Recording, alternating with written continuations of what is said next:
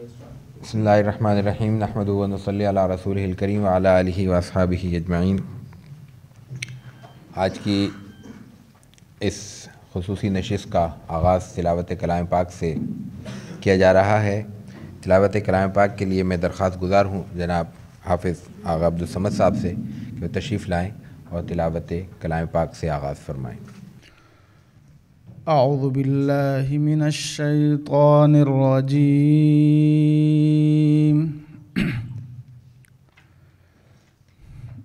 बिस्मिल्लाहिर रहमानिर रहीम।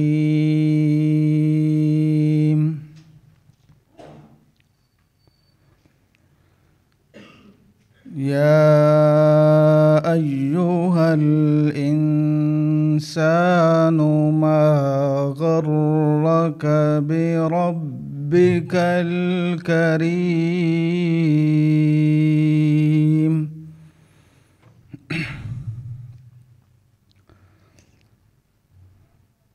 अल्लज़ी खलक़क फसव्वाक फअदलक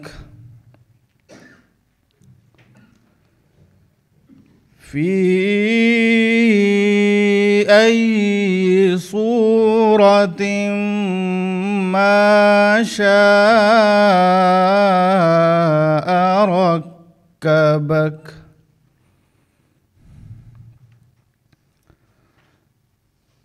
कल्ला बल तुकज़्ज़िबून बिद्दीन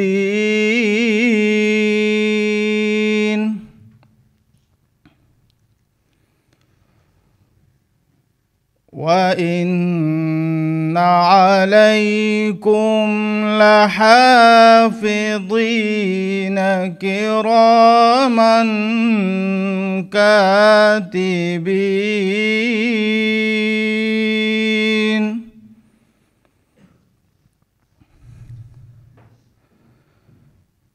किरामन कातिबीन यअलमून मा तफ़अलून।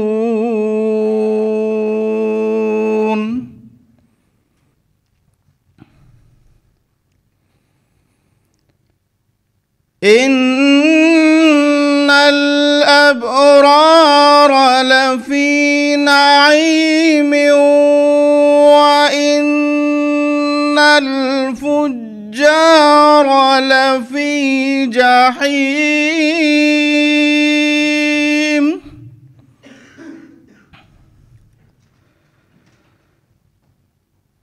यस्लौनहा यौमद्दीन वमा हुम अन्हा बिगाइबीन।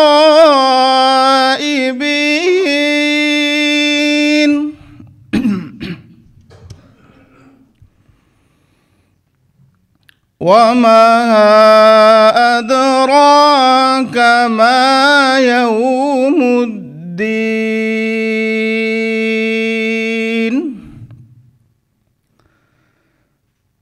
सुम्मा मा अदराक मा यौमुद्दीन।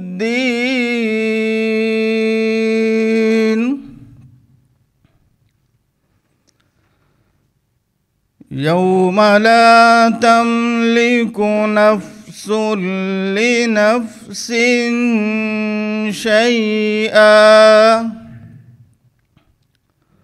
वल अम्रु यौमइज़िन लिल्लाह। सदक़ल्लाहुल अज़ीम। हमारी आज की नशिस्त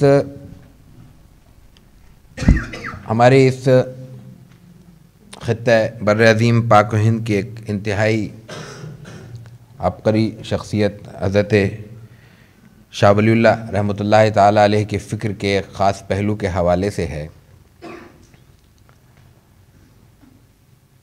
और हमारे आज के मुक़र्रिर हमारे मोहतरम हज़रत मौलाना ज़ाहिद राजी साहब इस इदारे के हवाले से, इस मौजू के हवाले से یا آپ سامعین کے حوالے سے ایسی شخصیت نہیں ہے کہ میں ان کے تعارف میں کچھ کہہ کر یا کچھ کہنے کی جسارت کروں اور آپ کا قیمتی وقت مزید استعمال کروں، کیونکہ یہ محدود سی نشست ہے، اور اس محدود سی نشست کو ہم نے اس لیے منعقد کیا ہے کہ آپ کے افکار سے اور خیالات سے ہم زیادہ سے زیادہ استفادہ کریں۔ لیکن میں ان کا اور آپ تمام حضرات کا شکریہ ادا کرنا چاہوں گا، خیر مقدم کرنا چاہوں گا، خوش آمدید کہنا چاہوں گا کہ یہ ایک منتظم کی حیثیت سے، میزبان کی حیثیت سے میرا ایک خوشگوار فریضہ ہے۔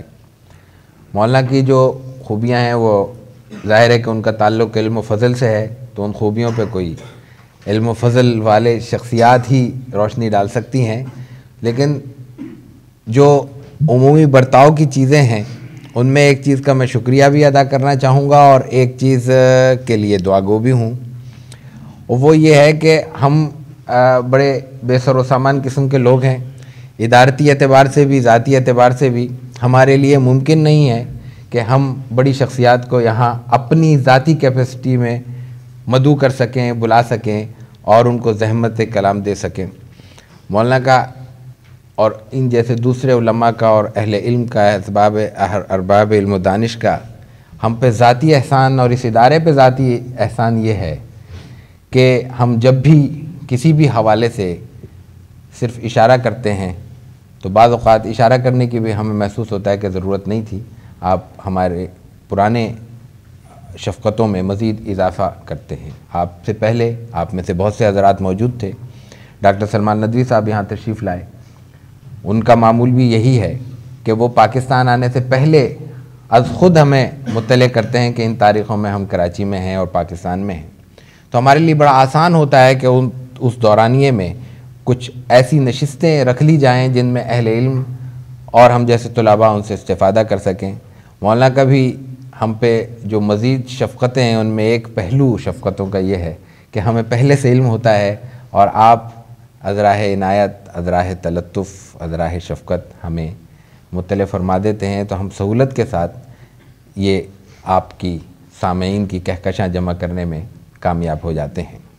آج کا موضوع ہمارے لیے دلچسپی کا باعث کیوں ہے، یا ہم آج کس حوالے سے چاہتے ہیں کہ گفتگو ہو؟ ہمارے اس خطے کے کچھ مخصوص حالات ہیں، ہر خطے کے مخصوص حالات ہوتے ہیں، جغرافیائی، تعلیمی، معاشی، معاشرتی، فکری۔ ان میں کچھ شخصیات بہت نمایاں ابھر کر سامنے آ جاتی ہیں جن میں شاہ صاحب کا کام بہت نمایاں ہے۔ وہ شخصیات بعض اوقات اس درجے پہ پہنچ جاتی ہیں کہ نہ ماننے والوں کے لیے بھی مانے بغیر چارہ نہیں ہوتا۔ ماننا قبول کرنے کا نام نہیں ہے، شخصیت کو ماننے کا مفہوم قبول منوان قبول کرنا نہیں ہوتا، نہ یہ کوئی اسلام کا لازمی اور ناگزیر تقاضا ہے کہ ہر بڑا شخص جو اسلام کے نام پہ بڑا ہو رہا ہے اس کو سر سے پیر تک مکمل طور پر منوان تسلیم کیا جائے، مانا جائے۔ ماننے کا مفہوم یہ ہوتا ہے کہ اس کو اپنی سطح پر اس قدر وقت اور مقام اور قدر و منزلت دے دی جائے یا اس کو قدرتاً مل جائے کہ اس کو نظر انداز کرنا کسی طور ممکن نہ ہو۔ شاہ ولی اللہ کی فکر کا عجیب پہلو یہ ہے کہ ہمارے ہندوستان پاکستان کے اور اس کے متعلقات کے، اور پھر جب ہم ہندوستان اور پاکستان کہتے ہیں تو محض اس سے کوئی جغرافیائی خطہ مراد نہیں ہوتا، بلکہ یہاں سے علم و فضل کی پھوٹنے والی کرنوں کا ایک پھیلاؤ مراد ہوتا ہے جس نے الحمدللہ پوری اس خطہ عرضی کو اپنی لپیٹ میں لیا ہوا ہے یا اپنے کرنوں سے منور کیا ہوا ہے۔ اس کے اثرات محدود نہیں ہیں، افریقہ تک، امریکہ تک، کسی کونے میں چلے جائیں، ان اثرات کو محسوس کرنے والے اور ان کے اثرات کو اپنے اندر جذب کرنے والے ہر خطے میں لوگ نظر آئیں گے۔ تو حضرت شاہ ولی اللہ کے حوالے سے یہاں جتنے بھی مکاتب فکر ہیں یا ہو سکتے ہیں سب کے ہاں ان کے اثرات موجود ہیں۔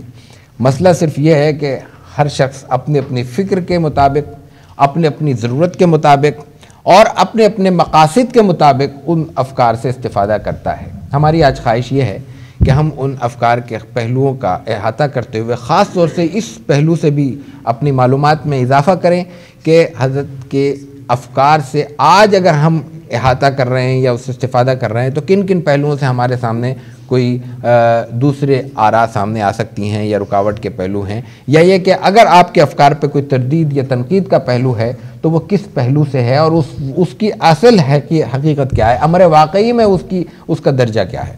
میں طویل گفتگو اس وقت کرنا مناسب نہیں سمجھتا، لیکن یہ پہلو اس لیے ضروری تھا تاکہ ہمارے سامعین بھی یہ سمجھ سکیں کہ یہ موضوع اتنا طویل ہے کہ اس میں 1 گھنٹے کی نشست میں اس کے سارے پہلو متعین نہیں ہو سکتے، سارے پہلوؤں پر گفتگو نہیں ہو سکتی، تو ہم کس پہلو سے آج کی نشست کو اپنے لیے باثروت کرنا چاہتے ہیں۔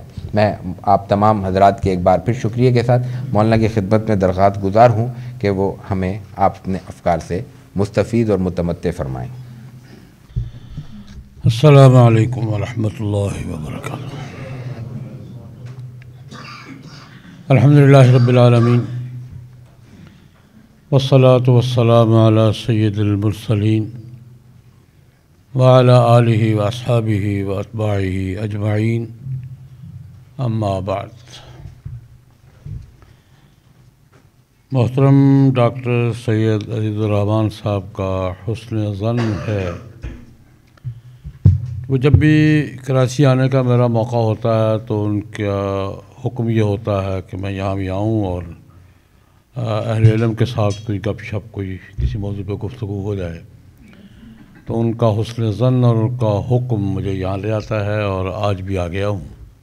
انشاءاللہ العزیز کچھ دیر آپ سے گپ شپ کروں گا، اور موضوع تو بڑا اہم بھی ہے، ضروری بھی ہے، نازک بھی ہے، پیچیدہ بھی ہے، لیکن کوشش کروں گا کہ کچھ باتیں آپ کی خدمت میں عرض کر سکوں۔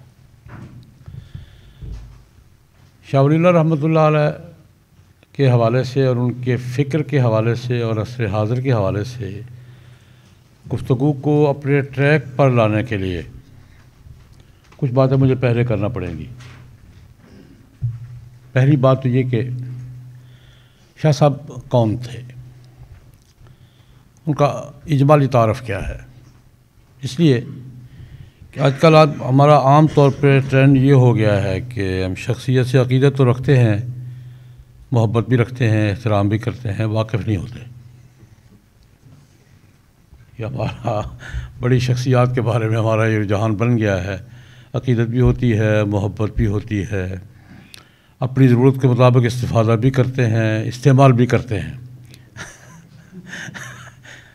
لیکن واقف نہیں ہوتے کہ وہ تھا کون۔ اس لیے میں یہ چاہوں گا کہ ہلکا سا اجمالی سا تذکرہ ہو جائے کہ شاہ صاحب تھے کون۔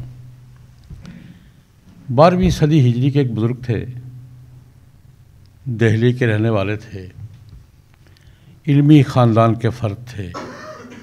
ان کے والد محترم شاہ عبد الرحیم رحمۃ اللہ علیہ اورنگزیب عالمگیر کے معاصر تھے اور فتاوی عالمگیری کی ترتیب میں شریک تھے۔ اس خاندان سے ان کا تعلق ہے۔ خود شاہ صاحب رحمۃ اللہ علیہ ان کے علمی اور روحانی دائروں کو اگر گنا جائے تو وہ ایک اپنے دور کے محدث بھی تھے، فقیہ بھی تھے، مفکر بھی تھے، فلسفی بھی تھے، اور یہ مفکر بھی تھے۔ ان کے مختلف قرآن پاک کے حوالے سے، حدیث کے حوالے سے، فقہ کے حوالے سے، فکر و دانش کے حوالے سے، فلسفہ کے حوالے سے ان کا ایک ایک دائرے کا الگ الگ مستقل تعارف ہے۔ وہ جامع الصفات اور جامع الکمالات شخصیت تھے، جنہوں نے اورنگزیب عالمگیر کے بعد کا دور، ان کے والد محترم کا دور تو عروج کا دور تھا کہ اورنگزیب کا دور تھا، اور وہ جو عروج کسی قوم کو زوال شروع ہونے سے پہلے حاصل ہوتا ہے، آخری لو جو بھڑکتی ہے، وہ اورنگزیب کا دور ان کے والد محترم کو نصیب تھا۔ لیکن اس کے بعد جو زوال کا دور شروع ہوا ہے، اور پھر زوال لڑکتا پتہ نہیں کہاں کہاں ہمیں لے گیا ہے، تو شاہ صاحب اس دور کی شخصیت ہے جب مغل سلطنت زوال کی طرف الٹی گنتی شروع ہو گئی تھی ہماری، اور ہم خلفشار کا شکار ہو گئے تھے، بیرونی مداخلتوں کا شکار ہو گئے تھے۔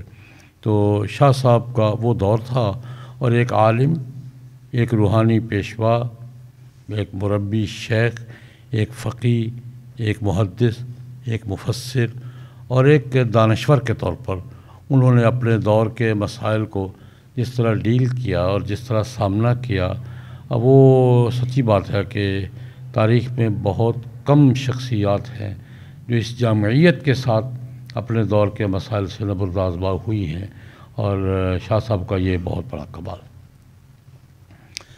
شاہ صاحب رحمۃ اللہ علیہ کے دور میں نے عرض کیا کہ وہ زوال کا آغاز تھا، پھر بڑھتے بڑھتے بات آگے بڑھ گئی۔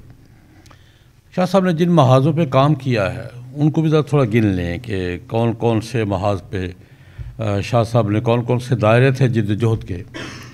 ان کی جد جہد کے سیاسی دائرے بھی تھے، تہذیبی بھی تھے، علمی بھی تھے، فکری بھی تھے، لیکن میں ان کی ساری جد و جہد کو 2 جملوں میں عرض کرنا چاہوں گا۔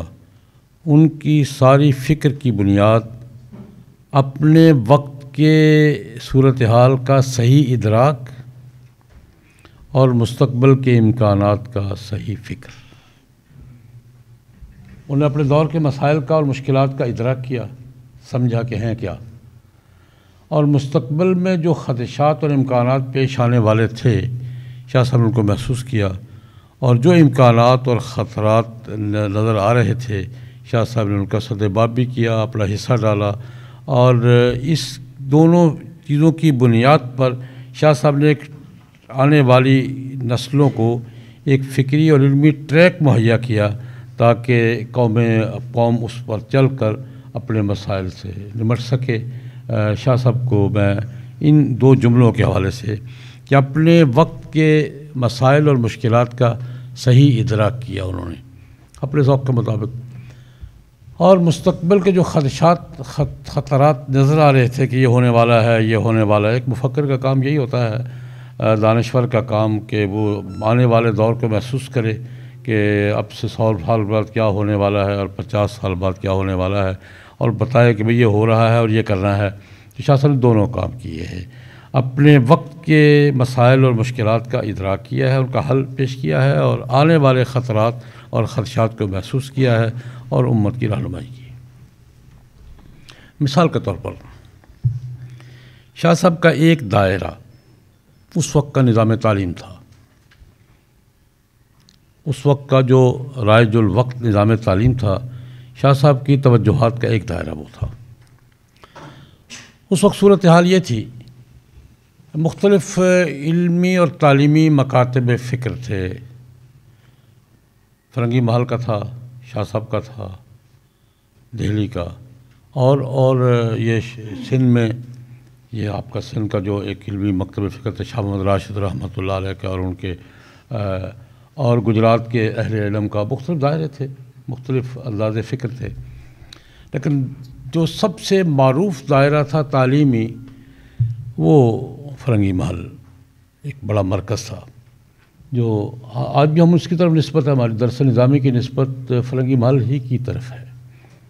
ہم تمام تر تغیرات اور تمام تر ارتقاء تبدیلیوں کے باوجود اپنی نسبت جب کرتے ہیں تو درس نظامی، یہ درس نظامی فرنگی محل کا نظام تعلیم تھا، اور جس کی بنیاد زیادہ تر 2 علوم پر تھی۔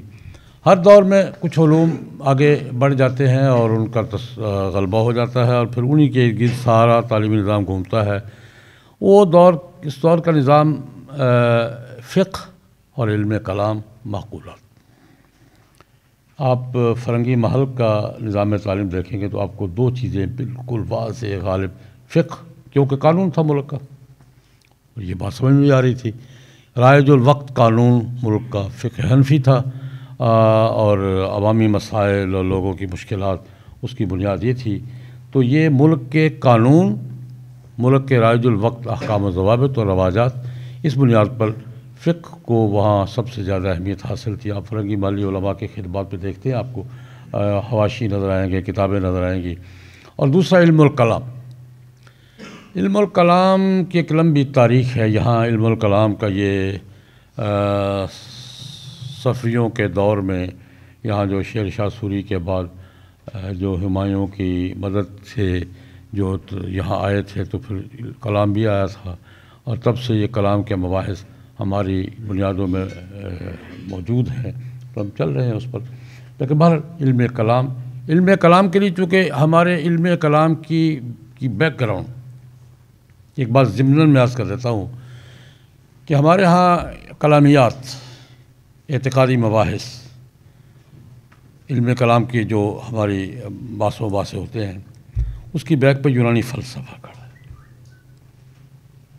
ہماری جتنے کلامیات ہیں مامون الرشید کے دور سے یونانی فلسفہ ہماری بیک پہ کھڑا ہے اور ہم اس کے دائرے میں گھوم رہے ہیں۔ اگرچہ یونانی فلسفہ دنیا سے رخصت ہو گیا ہے، لیکن ہمارے یہاں سے ابھی باقی ہے۔ ہم اسی دور میں جی رہے ہیں، یونانی فلسفے کے دور میں، اس کی ضرورت بھی ہے۔ میں ضمناً بات یہ عرض کرنا چاہ رہا ہوں، ایک عرصے سے میں اپنے مدرسین سے اور اپنے تدریسی ماہرین سے اور تعلیمی دانشوروں سے یہ گزارش کر رہا ہوں کہ ہم عقائد کے باب میں اور علم کلام کے باب میں شرح عقائد پڑھاتے ہیں، بہت ضروری کتاب ہے۔ اپنے ماضی کے ساتھ تو تقریباً 1000 سال کے کلامی مباحث کے ساتھ واقفیت کے لیے وہ ضروری ہے، اس کے بغیر ہم نہیں سمجھ سکتے اس دور کو۔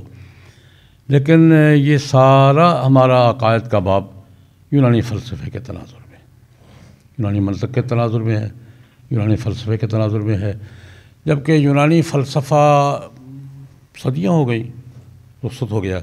اب اس کی جگہ جو نیا فلسفہ آیا ہے، نیا جو فلسفہ دنیا پہ حکمرانی کر رہا ہے، اس فلسفے کے تناظر میں، جس کو آپ ہیومینٹی کا فلسفہ کہہ لیں، یہ مغرب کا فلسفہ کہہ لیں، سولائزیشن کہہ لیں، جو مرضی کہہ لیں، لیکن یہ جو 3 صدیوں سے جو نئے فلسفے کی حکمرانی ہے، اس فلسفے کے تناظر میں میں عرض کیا کرتا ہوں اپنے اہل علم سے کہ شرح عقائد کی دوسری جلد لکھنا ضروری ہو گئی ہے۔ جو جدید فلسفے نے مسائل، کلامی مسائل پیدا کیے ہیں، ہم جتنے مرضی آنکھیں بند کر لیں مسائل تو موجود ہیں، تو شرح عقائد کی دوسری جلد کی ضرورت ہے کہ پہلی جلد بھی اپنی جگہ ضروری ہے، لیکن جدید فلسفے نے جو مسائل، اعتقادی مسائل، فکری مسائل، نظری مسائل پیدا کیے ہیں، ان کے لیے کسی اللہ والے کو قلم اٹھانا، کوئی شاہ ولی اللہ کرے، کوئی اس درجے کا آدمی ہو جو قلم اٹھائے اور شرح عقائد کی دوسری جلد لکھ لے جدید فلسفے کے تناظر میں جو ہمارے کلامی مسائل ہیں اس پر گفتگو ہو جائے۔ خیر، یہ ضمناً بات تھی۔ شاہ صاحب نے تعلیمی نظام میں کو محسوس کیا کہ جمود زیادہ آ گیا ہے۔ جمود کسے کہتے ہیں؟ جمود کہتے ہیں کہ جو ضروریات جس میں ایڈجسٹ نہ ہو سکے۔ میں جمود کی یہ تعریف کیا کرتا ہوں۔ جمود کیا ہے کہ وقت کی ضروریات جس میں ایڈجسٹمنٹ کا راستہ نہ پائیں، اس کیفیت کو میں جمود کہا کرتا ہوں۔ یہ جمود یہ ہے کہ آنے والی ضروریات کے ایڈجسٹ ہونے کی کوئی راستہ نہیں مل رہا کہ وہ ایڈجسٹ کیسے ہوں۔ شاہ صاحب نے جو محسوس کیا، شاہ صاحب نے تبدیلیاں کی اس میں۔ ایک تبدیلی یہ کی کہ چونکہ زیادہ غلبہ کلامیات کا اور تفقہ کا ہو گیا تھا اور باقی علوم پیچھے چلے گئے تھے، تو شاہ صاحب نے اس میں منقولات کو شامل کیا، اور منقولات کو صرف شامل نہیں کیا بلکہ منقولات کو ترجیحاً پہلا درجہ دیا۔ منقولات سے انکار نہیں کیا انہوں نے، لیکن منقولات کو شامل کیا۔ قرآن پاک کا ترجمہ و تفسیر شاہ صاحب کا بڑا کارنامہ سمجھا جاتا ہے بھی، فارسی میں شاہ صاحب کا اور اردو میں شاہ صاحب کے 2 بیٹوں کا، اور قرآن پاک کی تعبیر اور تشریح میں ان کے بڑے بیٹے شاہ عبدالعزیز صاحب کے دروس، ان کو آپ دیکھیں اگر تو ایک وقت کی بڑی اہم ضرورت کہ درمیان میں جس جگہ پر جا کر ہماری تدریسی اور تعلیمی لائن اڑ گئی ہے، شاہ صاحب نے اس کو پیچھے ماضی کی طرف، اصل منبع کی طرف لوٹانے کی کوشش کی ہے کہ یہ ہو، لیکن اصل ماخذ جو ہے، اصل منبع اور سرچشمہ، اس کے ساتھ براہ راست رابطہ بھی ہو۔ تو شاہ صاحب نے قرآن پاک کے ساتھ فارسی اردو دونوں، فارسی میں شاہ صاحب نے، اردو میں شاہ صاحب کے بیٹوں نے، اسی خاندان نے یہ قرآن پاک کے فہم کے ساتھ تعلق جوڑا اور کہا کہ اصل ماخذ کے ساتھ یہ ساری باتیں ضروری ہیں، لیکن اصل ماخذ کے ساتھ تعلق بھی ضروری ہے۔ ایک تو شاہ صاحب نے یہ تعلیمی تدریسی لائن میں یہ تبدیلی کی، اضافہ کیا۔ شاہ صاحب نے حدیث بھی یہاں شاہ صاحب بھی لائے ہیں۔ اس سے پہلے حدیث کی تجویز میں شیخ علی متقی وہ پرانے دور کی بات ہے، شیخ عبدالحق محدث دہلوی رحمۃ اللہ کا اپنا کام ہے، لیکن شاہ صاحب وہ شیخ عبدالحق تک ہی محدود رہا رحمہ اللہ تعالیٰ کا، لیکن حدیث کے علم کو عمومی ضرورت کے طور پر، عمومی پھیلاؤ کے طور پر نظام کا، تعلیمی نظام کا حصہ بنایا شاہ ولی اللہ نے۔ یہ کریڈٹ شاہ صاحب کو جاتا ہے کہ شاہ صاحب نے حدیث کو روایتاً،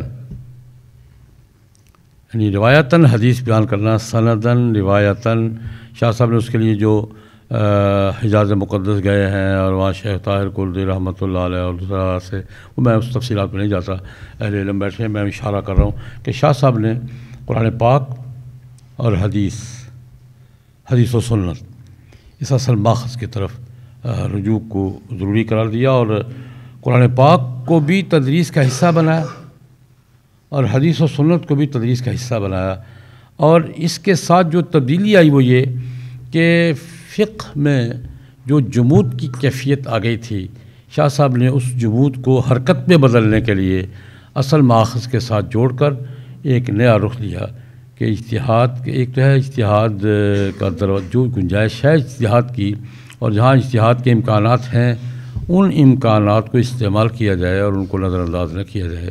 دیکھیں اجتہاد کے بارے میں بھی شاہ صاحب کا نقطہ نظر یہ ہے، شاہ صاحب اپنے اصولی موقف کے ساتھ جڑتے ہوئے بھی شاہ صاحب نے جزیات میں، فروعات میں امکانات و ضروریات کے دائرے کو توسع دیا ہے، اور یہی ہر دور میں ایک صحیح حل رہا ہے کہ جہاں عملی مسائل ہیں، جہاں ضروریات ہیں، وہاں اصول کا دائرہ تو قائم رکھا جائے، اس دائرے کو نہ توڑا جائے، لیکن جہاں فروعات اور جزیات میں قوم کی اور ملت کی ضروریات ہیں وہاں ملت اور قوم کی ضروریات کو ایڈجسٹ کرنے کے لیے توسع اختیار کیا جائے۔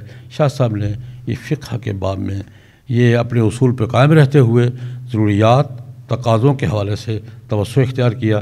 یہ شاہ صاحب کی تیسری کوشش تھی، قرآن پاک، حدیث و سنت اور اس کے ساتھ فقہ میں ضروریات کو ایڈجسٹ کرنا، ضروریات کو محسوس کرنا اور اس کے لیے توسع اختیار کرنا کہ جہاں سے بھی کوئی اصول کے دائرے میں رہتے ہوئے حل ملتا ہے تو وہ حل لینا چاہیے۔ یہ شاہ صاحب کا تیسرا دائرہ تھا کام کا۔ لیکن اس سے بڑا کام جو شاہ صاحب کے علمی کارناموں میں بہت بڑا کارنامہ سمجھا جاتا ہے، جس کا شاہ صاحب نے ذکر بھی کیا ہے، کہ مستقبل کی فکری ضروریات، آنے والا دور کیا ہے۔ شاہ صاحب نے یہ محسوس کر لیا تھا، مغرب کا جو فکری انقلاب تھا وہ تقریباً زمانہ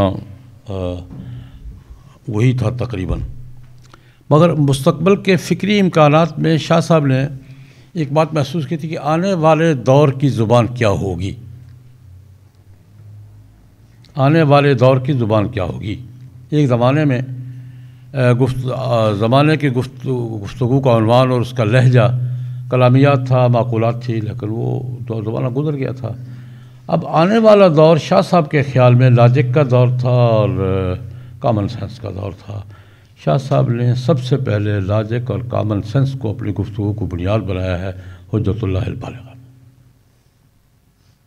اور یہ کہہ کے بنایا ہے کہ آنے والا دور اس کا ہے بھائی، پچھلا دور گزر گیا ہے، کہ آج کا دور کیا ہے، لاجک، کامن سینس، عقل مشترک، عقل عام۔ شاہ صاحب نے حجت اللہ البالغہ کو آپ دیکھیں، یہ کہہ کے بات کی ہے کہ میں ایک نیا کام کرنے لگا ہوں، نیا تو نہیں تھا لیکن نیا تھا، نیا تو نہیں تھا، پہلے بھی لوگ کرتے رہے، سماجیات پر، عقل عام پر، لاجک پر بہت ذخیرہ موجود ہے پہلے، لیکن شاہ صاحب نے اس کو مرتب کیا ہے، منظم کیا ہے۔ اگر حجت اللہ البالغہ کو اس حوالے سے دیکھا جائے کہ شاہ صاحب نے آنے والے دور کی علمی فکری ضروریات کو محسوس کر کے اس پر ایک بیس فراہم کر دی، بنیاد فراہم کر دی کہ آنے والے تہذیبی، فکری، علمی تقاضے کیا ہوں گے اور ان کو کس ٹریک پر چل کر آپ آگے چلا سکیں گے۔ میرے خیال میں حجت اللہ البالغہ ایک بنیادی اساس تھی جو شاہ صاحب نے مہیا کی، اور وہ اساس کی درمیان کی 3 صدیاں حذف کرتے ہوئے آج کی معروضی صورتحال پر 2 باتیں عرض کرنا چاہوں گا کہ آج بھی اس حوالے سے دانش اور فکر کس مقام پہ کھڑی ہے، میں اس پر 3 حوالے دینا چاہوں گا۔ لمبی گفتگو تو پھر بہت لمبی ہو جائے گی، میں درمیان کی 3 صدیاں کراس کر رہا ہوں حجت اللہ البالغہ لکھنے کے بعد آج کے دور میں براہ راست میں اپنے مشاہدات کی بنیاد پر عرض کرتا ہوں۔ اس وقت دنیا میں، علمی فکری دنیا میں، دانش کی دنیا میں شاہ صاحب کے علم و فکر کو، بالخصوص حجت اللہ البالغہ کو اور ان کے کیا مقام حاصل ہے اور کہاں کھڑی ہے فکر ولی اللہ شاہ ولی اللہ کا فلسفہ اس وقت علمی دنیا میں کہاں کھڑا ہے، میں اس پر 3 حوالے دینا چاہوں۔ آج کے 3 نو مسلموں کی بات کرنا چاہوں، یہ علمی دنیا کے لوگ ہیں۔ ہمارے شکاگو یونیورسٹی میں شاہ ولی اللہ چیئر ہے، باقاعدہ شاہ ولی اللہ پہ کام ہو رہا، اور اس کی چیئر پرسن ایک خاتون ہیں ڈاکٹر ماریا کے ہرمنسن، منو مسلم ہے، فلسفیانہ مزاج ہے، روحانی اور فلسفیانہ مزاج ہے ان کا۔ مسلمان ہونے کے بعد انہوں نے شاہ ولی اللہ پر ڈاکٹریٹ کی ہے، اور ان کے مقالے کا عنوان تھا، تھیسس کا عنوان تھا مغربی دنیا میں شاہ ولی اللہ کے علوم کا تعارف۔ یہ اس پر انہوں نے ڈاکٹریٹ کی ہے سان ڈیگو یونیورسٹی میں، امریکہ میں ہی، اور پھر زندگی بھر کا اوڑھنا بچھونا بچھا لیا شاہ ولی اللہ کو۔ اس وقت بھی شاہ ولی اللہ چیئر پرسن ہیں شکاگو یونیورسٹی میں، اور حجت اللہ بالغہ کا انگلش ترجمہ بھی کیا انہوں نے، میرے خیال میں دار تحقیقات والے سے انہوں نے شائع کیا ہے، انگلش ترجمہ بھی کیا ہے، مقدمہ بھی لکھا ہے۔ یا ہمارے یہاں گجرات والے تشریف لائی ہیں، ایک دفعہ میرے گھر بھی رہی ہیں، تو وہ محترمہ کہتی ہیں، ان سے جب پوچھا گیا، میں نے خود انٹرویو کیا، بڑا تفصیلی انٹرویو کیا، انہوں نے کہا کہ یار اس دور میں اگر اسلام کی بات مغرب سے کرنی ہے تو شاہ ولی اللہ کا لہجہ سیکھو۔ وہ خود کام کر رہے ہیں، مغرب سے اگر شاہ ولی اللہ اسلام کی بات کرنی ہے، شریعت کی بات کرنی ہے، اسلام کی بات کرنی ہے، تو شاہ ولی اللہ کا اسلوب سیکھو، شاہ ولی اللہ کا لہجہ سیکھو، شاہ ولی اللہ کو سیکھو کہ وہ کیا کہتا تھا۔ شاہ ولی اللہ کے اسلوب اور لہجے کی بات مغرب سنے گا، اور شاید کسی لہجے میں آپ مغرب سے اسلام کی بات نہ کر سکیں۔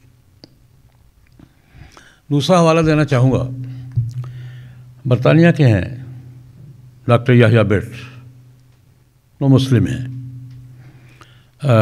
بڑے انگریز خاندان ہے، بیٹ فیملی، یہ جان بیٹ BBC کے ڈائریکٹر جنرل رہے ہیں، ان کے بیٹے ہیں، یہ وہ مسلم ہے، اسلام قبول کیا۔ اور یہ بات میں اکثر کہا کرتا ہوں کہ یہ جب اسلام قبول کرتے ہیں نا تو کر لیتے ہیں۔ یہ بات میں عام طور پر کیا کہ میں 20 نو مسلموں کو جانتا ہوں اس لیول کے علمی دنیا کے، باقی میں 20 نو مسلموں کو جانتا ہوں، یوسف اسلام کو، یوسف حمزہ کو، اس کو یہ ڈاکٹر مورس عبداللہ کو، میں میری ذاتی ملاقاتیں ہیں اس سے۔ ایک میرا تاثر یہ ہے کہ جب اسلام قبول کرتے ہیں کر لیتے ہیں، اور ہم ہیں اور نہیں کر رہے۔ ہمارا المیہ یہ ہے کہ مسلمان ہیں نہیں کر رہے، وہ کر لیتے ہیں تو کر لیتے ہیں۔ پھر خیر یحییٰ بیٹ نے پھر اسلام قبول کیا، پھر وہ بڑی محنت کی اس نے، ہم وہ محنت نہیں کر سکتے جو وہ کرتے ہیں۔ تو اس سے ہم نے ایک دفعہ، میں نے اس سے بھی انٹرویو کیا تحصیل لندن میں، اس وقت آکسفورڈ میں ہیں، اس نے PhD ڈاکٹریٹ کی ہے کس پر کہ علمی دنیا کے لوگ یا یورپین نسلوں کے لوگ جو مسلمان ہوئے ہیں کیوں ہوئے ہیں، ان کا ریشو کیا ہے اور ان کا قبول اسلام کے اسباب کیا ہے، اس پر اس نے ڈاکٹریٹ کی ہے اور مقالہ اس کا آ گیا ہے۔ اس کا تجزیہ یہ ہے، اس نے اپنے مقالے سے پچھلے 10 سال کو فوکس کیا۔ آپ کو پتہ ہے PhD کے مقالے میں تو دائرہ بھی فوکس کرنا پڑتا ہے، لیول بھی فوکس کرنا پڑتا ہے۔ اپنے مقالے سے پچھلے 10 سال کو فوکس کیا اس نے، اور یورپین نسلیں، یورپ میں رہنے والے نہیں، یورپین نسلوں کے جو لوگ مسلمان ہوئے وہ ان کی تعداد اور اسباب کیا تھے، تو تقریباً اس نے 13,000 کا ذکر کیا کہ میں جن تک رسائی حاصل کر چکا ہوں 10 سال کے دوران 13,000 یورپین نسلوں کے لوگ مسلمان ہوئے، اور ان میں 80% وہ ہیں جو قرآن پاک سے متاثر ہوئے اور وہ مسلمان ہوئے، ایک الگ موضوع ہے مستقل۔ تو میں نے اس سے کہا، برطانیہ میں ہم نے اس کا استقبالیہ دیا، میں بھی تھا اس میں، یار یہ بتاؤ کہ اسلام کی 2 سوال میں نے اس سے کیے تھے، نو مسلموں کے مسائل کیا ہیں؟ ہمارے یہاں نو مسلم کا مسائل اور ہیں، ہمارے یہاں تو ایک کوئی مسلمان ہوتا ہے تو پچھلی میں اپنے ماحول کی بات ضمن بات کر رہا ہوں، کوئی مسلمان ہو جاتا ہے تو پچھلے ماحول سے کٹ جاتا ہے، اگلے ماحول میں ہضم نہیں ہوتا اور درمیان میں پیٹرولیم کی طرح لٹکتا رہتا ہے۔ ہمارے یہاں تو یہ بڑا مسئلہ کسی بھی نو مسلم کا، پچھلے ماحول سے کٹ جاتا ہے، اگلا ماحول اس کو قبول نہیں کرتا اور درمیان میں بیچارہ لٹکتا رہتا ہے۔ لیکن وہاں کے مسائل اور ہیں۔ اس نے کہا کہ ایک سوال میرا یہ تھا، لیکن یہ متعلقہ نہیں ہے۔ دوسرا میں نے کہا کہ یار مغرب سے اسلام کی بات، اس نے کہا شاہ ولی اللہ کو سیکھو بھائی۔ 2 باتیں شاہ ولی اللہ کی اس نے آگے متعین کی، شاہ ولی اللہ کی 2 باتیں، لاجک سے بات کرو اور روحانیات کی تاریں چھیڑو،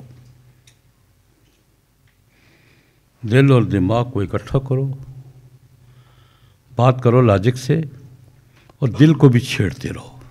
وجدانیات، ان کی اصطلاح وجدانیات کی ہے کہ وجدانیات اور لاجک دونوں کو جمع کر لو تو شاہ ولی اللہ بنتا ہے، اور شاہ ولی اللہ کی زبان میں بات کرو گے تو مغرب اسلام سمجھے گا۔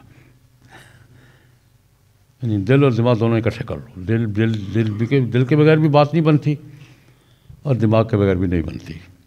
تو اس نے یہ کہا کہ لاجک اور روحانی وجدانیات، ان کی اصطلاح یہ ہے، لاجک اور وجدانیات، ان دونوں کو جمع کرو تو شاہ ولی اللہ کی زبان میں بات کرو مغرب سے، تو مغرب اسلام کی بات سنے گا، قبول کرے گا۔ اور کوئی لہجہ اختیار کرو گے تو یہ دھمکی والی بات تو یہ نہیں، مغرب نہیں سنتا یار، وہ تم سے بہت آگے ہیں اس معاملے میں۔ اس نے ایک بات اور کہی، مجھے سمجھ نہیں آئی اس کی بات، اس کا سسٹم کی بات، ان سے نہ کہنا سسٹم میں تم سے آگے ہیں، ان کے بعد خلا ہے لاجک، یہ جی مذہبی لاجک کا خلا ہے ان کے ہاں، وجدانیات کا خلا ہے، یہ 2 خلا پر کر دو، اور یہ خلا تم پر کر سکتے ہو۔ 2 نام لیے اس نے، شاہ ولی اللہ اور مولانا اشرف علی تھانوی، یہ دوسرا نام اس نے یہ لیا کہ شاہ ولی اللہ کو سمجھو، مولانا اشرف علی تھانوی کو سمجھو، اور ان کی زبان لہجے میں بات کرو، مگر تم سے اسلام کی بات سنے گا۔ یہ دوسری شہادت۔ ایک تیسری شہادت بھی عرض کرنا چاہوں گا۔ ملیشیا کے ایک بزرگ پچھلے سال تشریف لائے، میرے پاس 2 مہینے رہے، شیخ محمد امین۔ یہ ایک بہت بڑے بدھ مذہبی پیشوا کے بیٹے ہیں اور نو مسلم ہیں۔ ان کے والد محترم بہت بڑے اپنے علاقے کے بدھ پیشوا تھے، بدھوں کے بڑے مذہبی رہنما تھے، عالم تھے۔ ان کے بیٹے ہیں، مسلمان ہو گئے۔ مسلمان ہوئے تو اللہ کی قدرت، شاہ ولی اللہ صاحب کے حلقے کے کسی آدمی سے جڑ گئے، اور شاہ صاحب پہ انہوں نے، وہ شیخ امین اللہ پاک اس کو سلامت رکھے، وہ سادہ بندہ دیکھنے میں لگتا ہے پتہ نہیں یہ کو اب ABC بھی آتی ہے کہ نہیں آتی، لیکن بہت فاضل آدمی ہے۔ وہ میرے پاس گجرا والے کس مقصد کے لیے آئے یہ بھی سنیے ذرا۔ کہنے لگا میں شاہ صاحب پہ کام کر رہا ہوں اور شاہ صاحب کی علوم کا ملیشین میں ترجمہ کر رہا ہوں، شاہ صاحب کی کتابوں کا۔ تو تفہیمات الہیہ کے کچھ مشکل مقامات سمجھ میں نہیں آ رہے، وہ تو تفہیمات الہیہ ہے نا، وہ تو 7ویں آسمان پہ جانا پڑتا ہے۔ شاہ صاحب کو سمجھنے کے لیے ویسے 4تھے آسمان پہ جانا پڑ رہا ہے، آسمان دنیا میں سمجھ نہیں آتے وہ کیا ہے۔ شاہ صاحب کو سمجھنے کے لیے ویسے ہی 4تھے آسمان پہ جانا پڑتا ہے، اور تفہیمات الہیہ تو 7ویں آسمان کی بات ہے، وہ تو حضرت القدس کی بات ہے، اور وہاں ملیالہ کی باتیں ہیں۔ شاہ صاحب پتہ نہیں کہاں لے جاتے ہیں۔ تو اس نے کہا کہ کچھ باتیں سمجھ میں نہیں آ رہی، تو مجھے ترجمے میں دقت پیش آ رہی ہے، تو پتہ نہیں کسی نے نام لے لیا کہ یار وہاں جاؤ، تو شاید میں نے کہا یار میں بھی تمہاری جیسا ہی ہوں، اتنا مجھے بھی کوئی نہیں ہے، لیکن ٹھیک ہے، بہنا بیٹھتے ہیں، مذاکرہ کریں گے، کوئی بات تم سے سمجھوں گا، تمہیں سمجھا دوں گا، اگر سمجھ میں آ سکی نہیں تو کسی تیسرے آدمی کو تلاش کریں گے کہ یار یہ بات ہم دونوں کی سمجھ میں نہیں آ رہی، سمجھا دو۔ تو بہرحال ہمارے درمیان 1.5-2 مہینے مذاکرات رہے تفہیمات الہیہ کے ملیالہ کی سیر کرنے میں۔ ملالہ کی سیر اور حضرت القدس کی سیر ہم 2-3 مہینے کرتے رہے، 2 مہینے تقریباً. اس کا کہنا یہ میں جو بات میں کہنا چاہتا ہوں، یعنی ایک امریکہ کی بات کی ہے میں نے، ایک میں نے بات کی ہے اس کی برطانیہ کی، اور ایک ملیشیا کی، اور بدھ مذہب سے اسلام قبول کرنے والے شیخ کی. کہتے ہیں یار اس دنیا کو، آج کی دنیا کو اگر اسلام کی بات کرنی ہے تو شاہ ولی اللہ کے لہجے میں بات کرو، شاہ ولی اللہ کے لہجے میں بات کرو، اس کے اسلوب میں بات کرو، اور وہ بھی 2 باتیں، لاجک اور وجدانیات. دل اور دماغ کو اکٹھا کرو اور بیلنس قائم کرو دل اور دماغ کے درمیان، اور لاجک اور وجدانیات میں توازن قائم کر کے شاہ صاحب کی لہجے میں بات کرو. تو آج کی دنیا کی سب سے بڑی ضرورت یہ ہے کہ میں نے 3 یہ بات شہادتیں عرض کی ہیں جو میرے ابھی تینوں موجود ہیں اور میرا رابطہ ان سے ہے. جو آج کے دور میں شاہ صاحب نے جو بات اس وقت کی تھی نا، اگر حجت اللہ البالغہ کے مقدمے کا یہ جملہ کسی کے ذہن میں ہو، دو جملوں کا حوالہ دوں گا. ایک وہ یہ کہتے ہیں کہ آنے والا دور برہان کا دور ہے، اور میں جو اسلوب ڈال رہا ہوں یہ شریعت کو برہان اور منطق اور لاجک کے درجے میں پیش کرنے والی چیز ہے. مجھ سے پہلے یہ عمومی طور پر ایک نظم کے طور پر کسی نے نہیں کیا، اور قرآن پاک کے اعجاز کا جو نیا پہلو انہوں نے بیان کیا، آج کے دور کے تناظر کو سامنے رکھ کر شاہ صاحب کی یہ بات میں ذکر کرنا چاہوں گا. شاہ صاحب فرماتے ہیں کہ قرآن پاک کے اعجاز پہ بات کرتے ہوئے، قرآن پاک معجزہ ہے، اور وجوہ اعجاز پہ مفسرین نے بہت کام کیا ہے. 20 وجوہ اعجاز ہیں قرآن پاک کے، معجزہ ہونے کے 20 پہلو ہیں. یہ حفظ ہونا، اور یہ آج میں مطلب ایک پہلو کہ قرآن پاک یاد ہوتا ہے اور یاد رہتا ہے. اور اس وقت میں ایک رپورٹ کا حوالہ دیا کرتا ہوں کہ اس وقت آج کے دور میں بھی جو ہمارا تنزل کا اور بے عملی کا اور بے حسی کا دور سمجھا جاتا ہے، اس دور میں بھی ایک امریکی ادارے کی سروے کے رپورٹ کے مطابق دنیا میں 13 ملین حافظ ہیں، 1 کروڑ 30 لاکھ حافظ. اعجاز کا ایک پہلو ہے. وہ کہتے ہیں کہ شاہ صاحب کہتے ہیں کہ اعجاز کا ایک پہلو اور بھی ہے جس کی طرف میں رخ کر رہا ہوں، کیونکہ عصر حاضر کی بات ہے نا. عصر حاضر کا بڑا موضوع کیا ہے؟ سویلائزیشن، سماج، ہیومینٹی. ایک زمانے میں ادب و بلاغت موضوع ہوتا تھا، ایک زمانے میں عقلیات موضوع ہوتا تھا، ایک زمانے سائنس کا دور بھی اب عروج کو پہنچ گیا ہے. اب سائنس بھی وہ درجہ نہیں رہا کہ ہم سائنس کے لہجے میں بات کریں. اب یہ بات ہے سسٹم کیا ہے، سماجیات کیا ہیں، معاشرے کی ضروریات کیا ہیں، ان کا حل کیسے ہے. شاہ صاحب نے قرآن پاک کے اعجاز کا یہ پہلو اجاگر کیا اور کہا کہ میں نے اس پہ کام کیا ہے کہ سوسائٹی کے مسائل کو حل کرنے کے لیے، سوسائٹی کی مشکلات کو دور کرنے کے لیے جو احکام اور ضوابط قرآن پاک نے پیش کیے ہیں، جناب نبی اکرم نے بیان کیے ہیں، دنیا کے پاس کسی قانون کا کوئی متبادل نہیں. اور تجربات کی دنیا نے یہ سمجھ لیا ہے کہ یہ واقعتاً بوجھزائی ہو سکتا ہے کہ کسی انسانی سوسائٹی کے پیدا ہونے والے مسئلے کا اتنا بہتر حل کہ انسان کی عقل سے بھی ماورا ہو، یہ معجزہ ہو سکتا ہے. شاہ صاحب کہتے ہیں میں نے قرآن پاک کے اس اعجاز کو واضح کرنے کی کوشش کی ہے کہ سوسائٹی کی مشکلات، سماج کے مسائل، انسانی جو سوسائٹی ہے اس کی ضروریات، اس کو قرآن پاک سے بہتر کوئی حل نہیں کرتا. شاہ صاحب نے تو دعویٰ کیا تھا، لیکن اس پر 2 آج کی شہادتیں عرض کرنا چاہتا ہوں. ایسے شہادتیں زیادہ ہیں میرے پاس، لیکن دو عرض کروں گا. آپ کو یاد ہوگا یہ ہمارے موجودہ پاپائے روم پوپ فرانسس ہیں، ان سے پہلے پوپ بینیڈکٹ تھے. عالم مسیحیت کی سب سے بڑی شخصیت پاپائے روم ہی ہوتے ہیں. جس زمانے میں آپ کو یاد ہوگا کہ یہ بحران بینکوں کے بحران عالمی سطح پر بڑھ گیا تھا، بینک بیٹھ رہے تھے، کرپٹ ہو رہے تھے، اور یہ ہو رہا تھا، اور تھل پتھل پیدا ہو گئی تھی دنیا کے معاشی سسٹم میں. تو پاپائے روم نے پوپ بینیڈکٹ نے ایک کمیٹی قائم کی کہ اس یہ موجودہ جو معاشی بحران ہے، اس معاشی اور اقتصادی بحران پر ہمیں کیا ویٹیکن سٹی کو کیا کہنا چاہیے؟ ان کو تو اپنا دائرہ ہے، بطور ویٹیکن سٹی کے یا پاپا روم کے ہمیں کیا کہنا چاہیے؟ انہوں نے بریفنگ رپورٹ مانگی، اٹیلین تھے سارے، رپورٹ دی انہوں نے. میں نے اس رپورٹ کا کچھ حصہ سہروزہ دعوت دہلی میں دیکھا، میرے پاس کہیں ریکارڈ میں پڑا ہوگا، پھر کالم بھی لکھا میں نے. اس میں انہوں نے کہا جو رپورٹ پاپا روم کی قائم کردہ کمیٹی نے پاپا روم کو پیش کی، ان کے سرکاری آرگن میں چھپی، وہاں سے ترجمہ ہو کر جو مختلف چھلنیوں سے گزرتا ہو مجھ تک پہنچا. میں تو ان پڑھ آدمی ہوں، انگریزی نہیں جانتا، اردو عربی ترجمے پہ گزارا کر لیتا ہوں. تو جو میں نے پڑھا وہ یہ تھا کہ انہوں نے کہا کہ جناب والا موجودہ معاشی بحران بیساکھیوں کے سہارے کھڑا ہے. یہ الگ موضوع ہے. بیساکھیاں کیا ہیں اب تو نظر آنے لگ گئی ہیں. لوٹ مار، دنیا کے معاشی وسائل پہ اور معدنی وسائل پہ زبردستی قبضہ، قوموں کو یرغمال بنانا، ان کے وسائل کو چھیننا. تو بیساکھیاں نظر آ رہی ہیں کہ یہ عالمی نظام، معاشی نظام کن بیساکھیوں پر کھڑا ہے.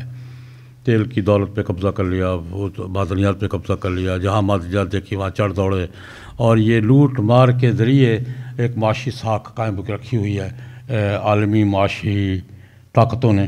یہ الگ موضوع ہے، میں اس پہ اس وقت بات نہیں کر رہا. لیکن اس نے کہا کہ یہ بیساکھیوں کے سارے کھڑا ہے، زیادہ دیر نہیں چلے گا. اور اس سسٹم نے دنیا کو معاشی تفاوت اور غریب سے غریب تر اور امیر سے امیر تر، یہ اس کے سوا کچھ نہیں دیا. اس نے کہا کہ اگر دنیا کو معاشی طور پر بیلنس پہ لانا ہے، اس رپورٹ کا جملہ بیلنس پہ لانا ہے، تو ہمیں معاشیات کے وہ اصول اختیار کرنے ہوں گے جو قرآن کہتا ہے. قرآن پاک کے معاشی اصولوں کو اپنانا ہو. یہ ایک الگ موضوع ہے کہ قرآن پاک، اور میں ہوں ایک طالب علم کے طور پہ میں نے محسوس کیا ہے کہ اس کے بعد سے یہ تو آپ محسوس کر رہے ہوں گے کہ مغربی دنیا غیر سودی بینکاری کی طرف متوجہ ہو رہی ہے. میں سمجھتا ہوں اس کی بھی پشت پر وہ رپورٹ ہے. اس وقت میں اس بات پہ نہیں چلتا غیر سودی بینکاری اور اسلامی بینکاری میں کیا فرق ہے، میں اس بات پہ نہیں جاتا. لیکن غیر سودی بینکاری بہرحال اس کی بیس قرآن پاک ہے. وہ جو جب مغرب غیر قرآن پاک کے معاشی اصولوں کی بات کرتا ہے تو غیر سودی بینکاری کی بات کرتا ہے. مغرب جب غیر قرآن پاک کے معاشی اصولوں کی بات کرتا ہے تو وہ غیر سودی بینکاری کی بات کرتا ہے. اور کہاں میرے اپنے زندگی کی بات ہے کہ ہم جب غیر سودی بینکاری کی بات کرتے تھے تو ہمارا مذاق اڑایا جاتا تھا، یہ مولویوں کا دماغ خراب ہو گیا، آج کے دور میں غیر سودی بینکاری ممکن ہی نہیں ہے، کیا ہو سکتا ہے. لیکن اس وقت غیر سودی بینکاری کا مرکز بننے میں، ہیڈ کوارٹر بننے میں لندن پیرس میں جو کشمکش جاری ہے، میرے جیسے کارکنوں کو دیکھ کے بڑے محظوظ ہوتے ہیں، انجوائے کرتے ہیں کہ لندن اور پیرس کشمکش میں ہیں کہ غیر سودی بینکاری کا مرکز پیرس بنے گا یا لندن بنے گا، اور دونوں کا مقابلہ جاری ہے کہ غیر سودی بینکاری کو یہ اپنے اندر سمیٹ رہے ہیں. پیرس نے تو اپنے قوانین میں ترامیم کی ہیں، اپنے معاشی قوانین میں. پیرس جو پیرس ایک مسلمان عورت کے سر پر سکارف برداشت نہیں کر رہا، اس نے غیر سودی بینکاری کو اپنے اندر لانے کے لیے اپنے قوانین میں ترامیم کی. اور ڈیوڈ کیمرون کے دور میں، پچھلا دور تھا، ڈیوڈ کیمرون کے دور میں برطانیہ میں بین الاقوامی کانفرنس ہوئی، لندن میں ہوئی. ڈیوڈ کیمرون نے وہاں وعدہ کیا کہ میں غیر سودی بینکاری کو لندن میں لانے کے لیے اپنے پورے وسائل خرچ کروں گا، اور میں تم سے وعدہ کرتا ہوں کہ 2020 تک 20% غیر سودی بینکاری لندن میں لے آؤں گا. یعنی لیول بتا رہا ہوں. اور اس سے زیادہ لطف کی بات، رشین پارلیمنٹ میں یہ اس وقت بھی قرارداد زیر بحث ہے کہ رشیا کو اپنے قوانین میں غیر سودی بینکاری کو سمونے کے لیے اپنے قوانین میں ترمیم کرنی چاہیے. ترمیم کا بل وہاں زیر بحث ہے اس وقت رشین پارلیمنٹ میں. میں یہ بات کر رہا ہوں شاہ صاحب کے اس ارشاد کے تعارف میں. شاہ صاحب نے 300 سال پہلے کہا تھا کہ آنے والے دور میں قرآن پاک کو سوسائٹی کے مسائل کے حل کے طور پر پیش کرو گے، یہ قرآن پاک کا اصل منصب ہے اور سوسائٹی کی ضرورت ہے کہ قرآن پاک سماجیات کو، سوشیالوجی کو اور عمرانیات کو اور سوسائٹی کے مسائل کو، سوسائٹی کے مشکلات کو پیش کرتا ہے۔ ایک شہادت میں نے یہ پیش کی ہے، ایک شہادت اور عرض کرتا ہوں۔ اس کو شہزادہ چارلس کو آپ جانتے ہی ہوں گے، شہزادہ چارلس، نہیں تو لیڈی ڈیانا کو تو جانتے ہی ہوں گے نا، اس کا شوہر تھا یہ شہزادہ چارلس بھی بادشاہ تو مقدر میں نہیں ہے، غریب کے بڑھیا کی فائل کہیں گم ہو گئی ہے، لیکن بہرحال ایک دانشور، بین الاقوامی دانشوروں میں ہے۔ اگر میں شہزادہ چارلس کی باتیں آپ کو بتانے شروع کروں تو پورا مجھے لیکچر ایک پر چاہیے کہ وہ آج کل کیا کہہ رہا ہے۔ شہزادہ چارلس نے ایک تو آکسفورڈ میں لیکچر دیا، اس نے،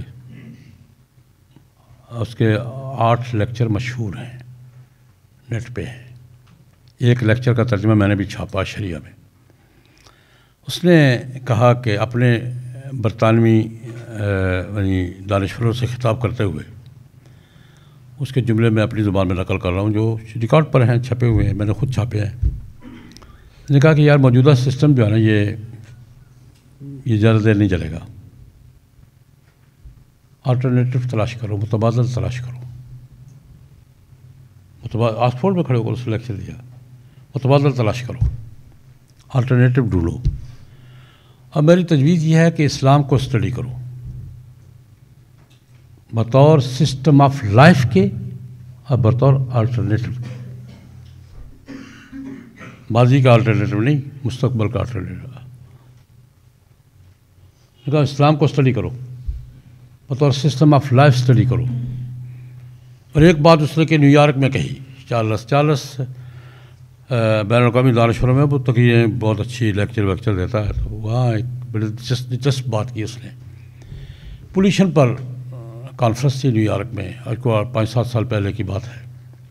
ماحولیات، یہ ماحولیات کا مسئلہ آنے والے دور کا بہت بڑا، اب بھی بن گیا ہے اور آنے والے دور کا تو بہت بڑا مسئلہ ہے۔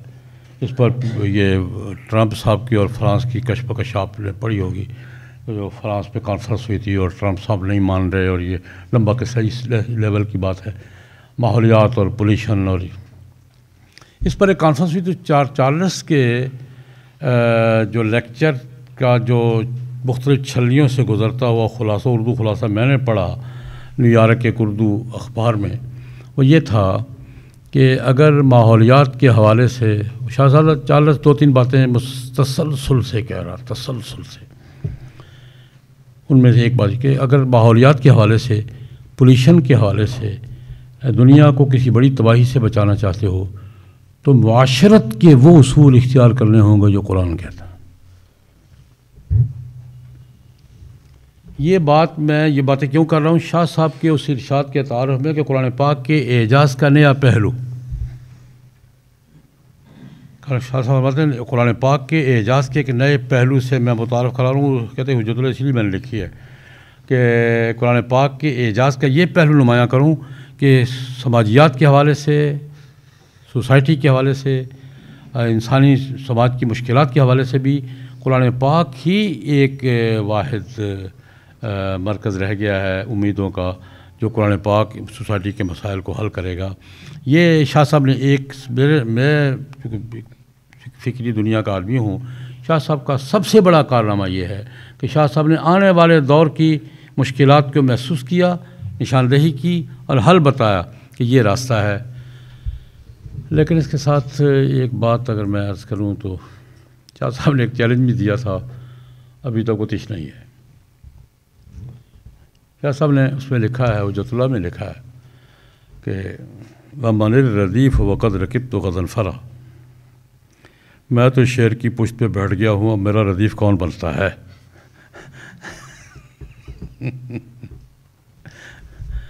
وَمَنِ الرَّدِيفُ وَقَدْ رَكِبْتُ غَضَنفَرًا، یہ بات کہہ کے کہ میں نے ایک نئی بات چھیڑ دی ہے اور ایک نیا ٹریک دیا تو میں بات کرنے کے لیے ایک نیا موضوع دیا ہے، اور یہ کہہ کے چیلنج دیا ہے وَمَنِ الرَّدِيفُ وَقَدْ رَكِبْتُ غَدًا فَرَا، میں تو شیر کی پشت پہ بیٹھ گیا ہوں، اب جس میں ہمت ہے میرے پیچھے آ کے بیٹھے۔ اور میں تاریخ کے طالب علم کے طور پہ عرض کرتا ہوں 300 سال ہو گئے ہیں، ابھی شاہ صاحب کا ردیف کوئی نہیں ہے، ابھی تک شاہ صاحب کا ردیف کوئی نہیں آیا جو ان کی شیر کی پشت پہ ان کے پیچھے بیٹھ سکے۔ بہر ٹھیک، تو میں نے یہ عرض کیا کہ شاہ صاحب نے علمی دنیا میں جو اصلاحات کی ہیں، جو تبدیلیاں لائے ہیں، اب میں دوسری طرف آتا ہوں۔ شاہ صاحب کا ماحول میں نے بتایا کہ تنزل کا ماحول تھا، مغل سلطنت بکھر رہی تھی، بکھر ہی چکی تھی۔ مغل کا سلطنت کا عروج تو اورنگزیب کا، بس اورنگزیب کے 50 سال اس کے ساتھ دیکھیں، جب سیدھی سیدھی بات ہے، اس درجے کا عروج اور اس درجے کی قوت کے بعد اگر قوت سنبھالنے والی کوئی بات نہ ہو تو وہ یہی حال ہوتا ہے پھر بڑی بلڈنگوں کا۔ بڑی بلڈنگ جب بکھرتی ہے تو پھر ایسے ہی بکھرتی ہے جیسے مغل سلطنت اورنگزیب کے بعد بکھر گئی تھی۔ اور اورنگزیب کے بڑے کارنامے شمار کیے جاتے ہیں، لیکن اورنگزیب کا ایک ڈسکریڈٹ یہ بھی شمار کیا جاتا ہے کہ اس نے اپنی سلطنت کو تو مضبوط رکھا لیکن متبادل قیادت فراہم نہیں کی، نہیں ہوئی، اور اس کا خمیازہ ہم ابھی تک بھگت رہے ہیں۔ بہرحال شاہ صاحب نے اس وقت جو مسلمانوں کی پولیٹیکل صورتحال تھی وہ کیا تھی؟ مغل سلطنت بکھر رہی تھی، اور اس وقت سب سے بڑا خطرہ کدھر سے تھا؟ جنوبی ہند سے، مرہٹوں سے، دہلی کی طرف بڑھ رہے تھے۔ شاہ صاحب اس سے آنکھیں بند نہیں کی۔ اس پر اعتراضات بھی ہوتے ہیں، بڑی بات ہوتی ہے، لیکن شاہ صاحب نے اس وقت مسلمانوں کی سیاسی وحدت کو اور مرکزیت کو جو خطرات درپیش تھے ان میں سے سب سے بڑے خطرے کو محسوس کیا کہ مرہٹے اگر دہلی پہ قابض ہو جاتے ہیں تو صرف قابض نہیں ہوں گے، پھر ہمارے 1000 سال کا حسابیہ میں دینا پڑے گا ان کے سامنے۔ صرف اتنی بات نہیں ہے کہ دہلی، جنوبی ہند کے شدت پسند ہندو دہلی پہ قابض ہو جائیں گے، بڑھ رہے تھے، دہلی تک قریبی آ گئے تھے۔ یہ صرف 1000 سال کا میں حساب بھی دینا ہوگا، اور وہ سب کچھ ہوگا جو کوئی ہوا کرتا ہے، کوئی نئی بات نہیں ہے، جو کچھ ہوا کرتا ہے وہ ہوگا۔ اب بھی اسی کی تیاری ہے، اب بھی انڈیا کے ماحول میں اسی کی تیاری ہے، بات اسی رخ پہ آگے بڑھ رہی ہے، لیکن اس وقت اپنے انداز میں تھی، آج کل اپنے انداز میں ہے، اسی رخ پہ آگے بڑھ رہی ہے، وہ سارے رجحانات کا رخ ایک ہی طرف ہے۔ شاہ صاحب نے اس کو محسوس کیا اور دیکھا۔ شاہ صاحب کی اگر آپ البدور البازغہ اور شاہ صاحب کے وہ خط و کتابت دیکھیں، جس طریقے سے شاہ صاحب نے اپنے وقت کے طبقات کو جھنجھوڑا ہے، خطوط کبھی پڑھیں شاہ صاحب کے،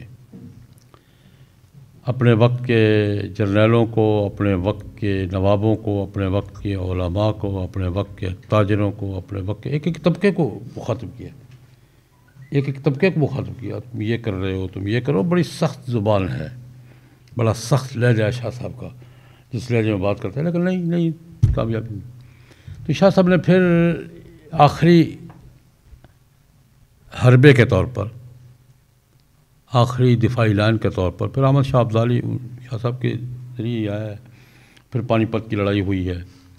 اس لڑائی پر یہ اعتراض بھی ہے مجھ سے، ایک مجلس میں ایک صاحب نے بڑا دلچسپ سوال کیا۔ سوال ان کا اپنے معروضی حالات پر ٹھیک تھا، کہتے شاہ صاحب نے مسلمانوں کو تو دلی کو تو ہندوؤں سے بچا لیا اس وقت، لیکن کیا شاہ صاحب نے انگریزوں کو آتا دیکھ کر اپنی قومی قوت کمزور نہیں کی؟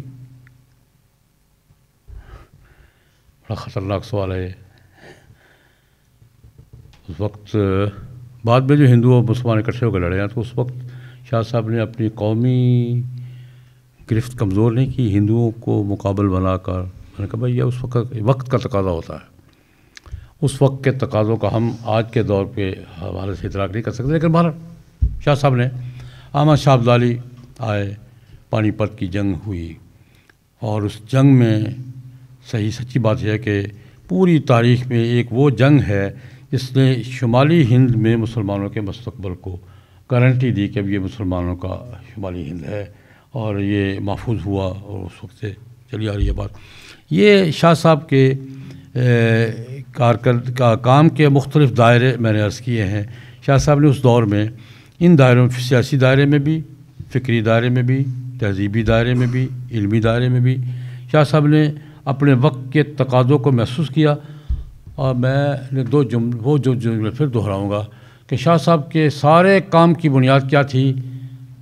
اپنے وقت کے تقاضوں کو محسوس کیا ہے اور آنکھیں بند کر لینے کے بجائے ان تقاضوں کو پورا کرنے کی کوشش کی ہے، اور مستقبل کے امکانات اور خدشات کو محسوس کیا ہے، ان کی نشاندہی کی ہے، اور اس کے ساتھ نمٹنے کے لیے امت کی رہنمائی کی ہے، امت کو علمی اور فکری بنیادیں فراہم کی ہیں۔ شاہ صاحب کے سارے کام کو میں ان دو جملوں میں سمجھتا ہوں کہ وہ محصور ہیں۔ اس کے بعد میں آخری پوائنٹ پہ آتا ہوں، اس وقت صورتحال کیا؟ شاہ صاحب کے اس کام کے وسیع تر، متنوع اور مختلف دائروں کے کام کو سامنے رکھ کر آج کی ہماری صورتحال کیا ہے؟ آج کی اب تو خیر بات جنوب ہند کی نہیں، اب تو عالم اسلام کی بات ہے۔ اس وقت ہم عالم اسلام کی پوزیشن کیا ہے، صورتحال کیا ہے؟ ہم معاہدات کی دنیا میں، معاہدات کے جال میں جکڑے ہوئے ہیں۔ میں ایک بات عرض کیا کرتا ہوں، اس وقت دنیا میں حکومتوں کی حکومت نہیں ہے، معاہدات کی حکومت۔ اس وقت دنیا میں حکومتوں کی حکومت نہیں ہے، معاہدات کی حکومت ہے۔ جو بین الاقوامی معاہدات جو ایک وسیع تر جال کی طرح ہمیں جکڑے ہوئے ہیں، اس کی ایک ہلکی سی جھلک، یعنی کوئی بھی اس سے صرف اتنا فرق ہے، بین الاقوامی معاہدات ہیں، حکمرانی کر رہے ہیں، کوئی تکڑا اور طاقتور ملک اپنے راستہ نکال لیتا ہے، کمزور سے نہیں نکلتا، پھنسا رہتا ہے۔ لیکن اس کی ایک ہلکی سی جھلک دیکھیں، دنیا کے سب سے بڑے طاقتور ملک نے ایک فیصلہ کیا، ٹرمپ نے اس کا اعلان کیا، لیکن جنرل اسمبلی کی قرارداد کے بعد ٹرمپ کو اب وہاں کچھ کرنے کا حوصلہ ہو رہا۔ معاہدات کی قوت کیا ہوتی ہے؟ وہ جیسی بھی ہے، جنرل اسمبلی نے جب مسترد کر دیا تو اب ٹرمپ جیسا طاقتور ترین آدمی کھڑا ہے، کیا کروں؟ سمجھ نہیں آ رہی کہ آگے بڑھوں پیچھے ہٹوں، کیا کروں؟ یہ معاہدات حکومت کر رہے ہیں دنیا پر۔ جس کے پاس 4 پیسے زیادہ ہیں وہ راستہ نکال لیتا ہے، جس کے پاس قوت ہے وہ راستہ نکالتا ہے، کمزور تو پھنسے، ہم بھی پھنسے ہوئے۔ میں یہ سمجھتا ہوں شاہ صاحب کے فکر میں ہمیں آج کے دور میں یہ رہنمائی ملتی ہے۔ میں 2 آدمیوں کی طرف اشارہ کرنا چاہوں گا۔ یہ جو ہم بین الاقوامی معاہدات کے جال میں جکڑے ہوئے ہیں، اور تہذیبی طور پر بھی، دینی طور پر بھی، روحانی طور پر بھی ہمارے بہت سے تحفظات ہیں، 20 تحفظات ہیں ہمارے ان معاہدات سے، اس کا اظہار بھی ہم کرتے رہتے ہیں، لیکن بے بسی کے ساتھ پھنسے ہوئے بھی ہیں۔ اصل میں آج کی سب سے بڑی ضرورت ہماری یہ ہے، ایک طالب علم کے طور پہ عرض کروں گا، اس معاہدات کے خلاف کم از کم معاہدات کے حوالے سے اپنے تحفظات پر ذہن سازی تو کریں۔ ہم میں یاد دلانا چاہوں گا، مہاتیر محمد، اللہ پاک اس کو صحت عطا فرمائے، اللہ پاک اس کو صحت دے، جس زمانے میں OIC کے سربراہ تھے، انہوں نے ایک کمپین شروع کی تھی، کسی نے بات نہیں سنی، 2 حوالوں سے۔ OIC کے صدر کے طور پر میری ان سے آکسفورڈ میں ملاقات بھی ہوئی تھی، میں نے ان سے سوال جواب بھی کیے تھے، لیکن اس وقت وزیر اعظم نہیں تھے، ماضی کے قصہ ہو چکے تھے۔ انہوں نے 2 باتیں کہی تھیں جو میرے نزدیک آج کی عالمی ماحول میں مسلم حکمرانوں کے لیے اپنے درجے میں اور مسلم دانشوروں کے لیے اپنے درجے میں، فیصلے تو کرنے ہوتے ہیں حکمرانوں نے، لیکن فیصلوں کا ماحول کس نے پیدا کرنا ہوتا ہے؟ دانشوروں نے. قدم تو اٹھانا ہوتا ہے حکمرانوں نے، لیکن قدم اٹھانے کا ماحول کس نے پیدا کرنا ہوتا ہے. اس لیے میں اہل دانش کو اور اہل علم کو اس سے مستثنی نہیں سمجھتا. آج سب سے بڑا مسئلہ کیا ہے جو تن کو عبدالرحمان نہیں، مہاتیر محمد نے جو کمپین شروع کی تھی، مہاتیر محمد نے 2 سوال اٹھائے تھے اقوام متحدہ کے عالمی نظام کے حوالے سے. انہوں نے کہا کہ مسلم دنیا کو اقوام متحدہ میں شرکت تو ہے لیکن پالیسی سازی میں کوئی کردار نہیں ہے اس کا. پالیسی سازی میں مسلم دنیا کا کوئی کردار نہیں ہے. پالیسی ہاتھ میں ہے سلامتی کونسل کے، اور سلامتی کونسل کے بھی 5 مستقل ممبروں کے جو تا حیات لائف ممبر ہیں اور جن کو ویٹو پاور حاصل ہے. اگر آپ یو این کا سسٹم سمجھتے ہیں تو آپ کو یہ بات سمجھنے میں کوئی دقت پیش نہیں آئے گی کہ اس وقت دنیا میں 5 ملکوں کی حکومت ہے جو ویٹو پاورز ہیں 5، دنیا پہ عمل اور حکمرانی ان کی ہے. وہ جس بات پہ متفق ہو جائیں ساری دنیا الٹی لٹک جائے، وہی ہوگا جو وہ 5 کہہ رہے ہیں. اس میں کوئی مسلمانوں کی نمائندگی نہیں ہے. مہاتیر محمد نے یہ آواز اٹھائی تھی کہ یار ہمیں کسی درجے میں کوئی پالیسی سازی میں ہمارا کوئی OIC کو مان لو، 2 سیٹیں دے دو، کچھ کرو. 5 کے 5 میں ہماری کوئی نمائندگی نہیں ہے اور پالیسی سارا ان کا کنٹرول اس کا ہے. اس وقت دنیا کا کنٹرول 5 ملکوں کے ہاتھ میں ہے. ہمارا کنٹرول وہ 5 پاورز ویٹو پاورز کر رہی ہیں. ایک اس نے یہ کہا تھا کہ یہ ہماری اقوام متحدہ کے ممبر ہیں، بھگوت پیلے سب کچھ کرتے ہیں، لیکن پالیسی سازی میں ہمارا کوئی رول نہیں ہے، کوئی رول نہیں ہے کہیں بھی کسی. یہ ہمیں اس کو اپنے کردار کو حاصل کرنا ہے. دوسری بات اس نے کی تھی بین الاقوامی معاہدات جس ماحول میں ہوئے تھے، ہم اس وقت اس پوزیشن میں نہیں تھے کہ ان میں کوئی رول ادا کرتے، لیکن اس میں ہمارے تحفظات ہیں، تہذیبی بھی، دینی بھی، مذہبی بھی، ملی بھی ہیں. مستقل موضوع ہے. میرا تو یہ ایک موضوع رہتا ہے گفتگو کا کہ بین الاقوامی معاہدات میں وہ UN چارٹر ہو یا وومن رائٹس کا چارٹر ہو یا چائلڈ رائٹس کا چارٹر ہو یا ایک میں بات مثال کا بات کروں گا، یہ جو جنیوا کنونشن ہے وہ قیدیوں کے بارے میں اور جس پر یہ ریڈ کراس ایک اس کا ایک حصہ کام کر رہا ہے. ڈاکٹر صاحب ایک دفعہ لاہور میں ریڈ کراس والوں نے ایک میٹنگ کی، انٹرنیشنل میٹنگ تھی، تو اس کے سربراہ آئے ہوئے تھے. تو ان کو مشکل، میں صرف مثال کے طور پہ ایک مسئلہ کر رہا ہوں کہ اس وقت الجھنیں کیا ہیں. ریڈ کراس کی میٹنگ تھی لاہور PC میں، ایک سیمینار تھا. تو یہ کہہ رہے ہیں کہ یار دنیا میں پناہ گزین سب سے زیادہ مسلمان ہیں، لیکن ہم جو دفاعی کام کرتے ہیں ان میں سب سے زیادہ رکاوٹ بھی مسلمان ہیں. وہ قبول نہیں، ذہن قبول نہیں کرے ریڈ کراس کو. یہ ایک سوال کھڑا کیا انہوں نے. ریڈ کراس کو قبول نہیں کرتے، ضرورت بھی ان کو زیادہ ہے، قبول بھی کرنے میں بھی رکاوٹ ہے. یہ رکاوٹ کیسے دور ہو سکتی ہے؟ سوال ذہن میں آیا اور ہم سے سوال کیا کہ یہ رکاوٹ کیسے، مسلمان ہی ضرورت مند ہیں اور مسلمان ہی رکاوٹ ہیں ریڈ کراس کے کام میں. تو ہم نے اب اس سے کہا کہ آپ کو ہم نے اس لیے بلایا ہے کہ ہمیں ہماری رہنمائی کریں کہ ہم یہ رکاوٹ کیسے ختم کر سکتے ہیں اور جو مسلمان پناہ گزین دنیا میں ہیں اور یہ مسلمان کا ہم کیسی خدمت کر سکتے ہیں، ہمیں رکاوٹ پیش آ رہی ہے. میں نے ان سے 2 گزارشات کی جو انہوں نے بات سمجھ میں آئی ہے، لیکن میں نے کہا یار یہ جو اب پوچھ رہے ہو، جب ریڈ کراس تشکیل دیا تھا اور اس کے قواعد و ضوابط بنا رہے تھے، اس وقت بھی اگر مسلمانوں کا وجود تسلیم کر کے 2 مسلمان بلا لیتے اور پالیسی سازی میں ہمیں شریک کر لیتے تو آج یہ مشکل پیش نہ آتی نا.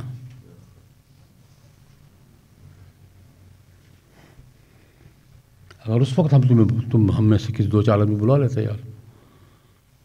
اور کیا مسلمانوں کو اگر تم شریک سمجھتے ہو معاملات پہ تو ریڈ کراس کا ٹائٹل ضروری ہے.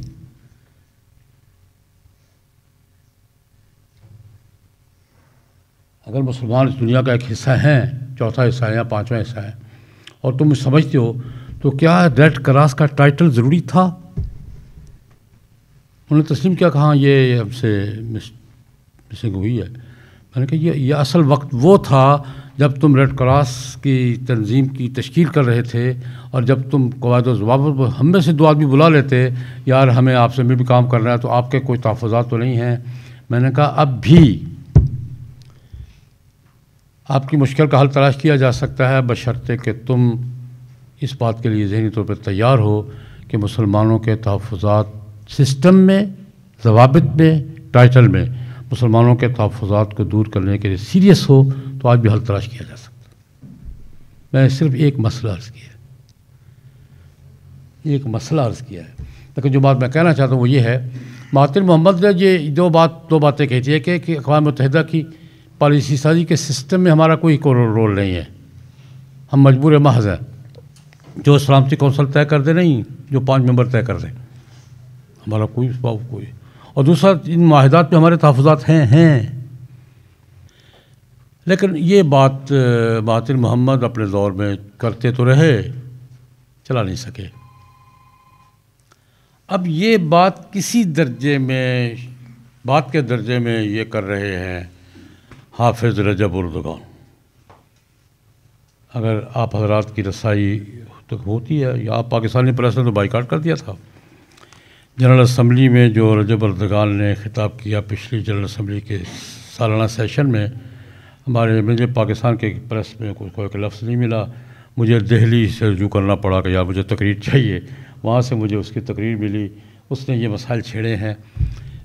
میرے خیال میں فکری دنیا میں، کیونکہ شاہ صاحب کی بات کر رہے ہیں نا، سیاسی دنیا میں تو حکومتوں کی بات ہوگی، فکری دنیا میں اس وقت ملت اسلامیہ جن مصیبتوں اور جکڑ بندیوں میں پھنسی ہوئی ہے، اس کا احساس پیدا کرنا، ہمیں احساس نہیں ہے، اس کا ادراک پیدا کرنا کہ ہم کن جکڑ بندیوں میں پھنسے ہوئے ہیں، کہاں کہاں ہمارے ہاتھ بندھے ہوئے ہیں، کہاں. یہ اہل دانش کا کام ہے، اہل فکر کا کام ہے کہ ان جکڑ بندیوں کو نشاندہی کریں، اجاگر کریں، اور یہ ذہن پیدا کریں کہ ہم نے اسی انداز میں مسائل کو ڈیل کرنا ہے جیسے شاہ ولی اللہ نے کیا تھا. اگر ہم ایسا کر سکیں تو شاہ صاحب کو یاد کرنے کا بھی صحیح طریقہ یہی ہے، شاہ صاحب کو خراج عقیدت پیش کرنے کا ذریعہ بھی یہی ہے. میں بات اسی جملے پہ ختم کروں گا. آج بھی ہمارے اہل دانش اگر اپنے وقت کی ضروریات کو محسوس کریں اور مستقبل کے امکانات کو سامنے رکھ کر کوئی شاہ صاحب سے رہنمائی حاصل کریں کہ جناب ہم نے کیسے ان مسائل کو ڈیل کرنا ہے اور کیسے رہنمائی کرنی ہے، تو میرے خیال میں شاہ صاحب آج بھی ہماری رہنمائی کر رہے ہیں، اور ان کا فکر، ان کا فلسفہ، ان کے افکار، ان کی تعلیمات ہمارے درمیان موجود ہیں. اگر ہم ان سے رہنمائی حاصل کر سکیں. چند باتیں میں نے حضرت ڈاکٹر صاحب کے حکم سے عرض کر دی ہیں. اگر کوئی بات صحیح ہو تو اللہ پاک قبول فرما لیں، غلط ہو تو اللہ پاک اصلاح کی توفیق عطا فرمائیں. وآخر دعوانا الحمدللہ. دل کی بات کہ ان دونوں کے توازن کا یا ان دونوں کے ملاپ سے جو فکر بنتی ہے وہ شاہ ولی اللہ کا بنیادی مقصد ہے، اور مغرب کو اس کی ضرورت ہے. اس میں توازن کیسے رکھا جا سکتا ہے؟ اور یہ کہ نہ اس عقل کے صحیح استعمال کی بات، عقل کی نفی نہیں ہے،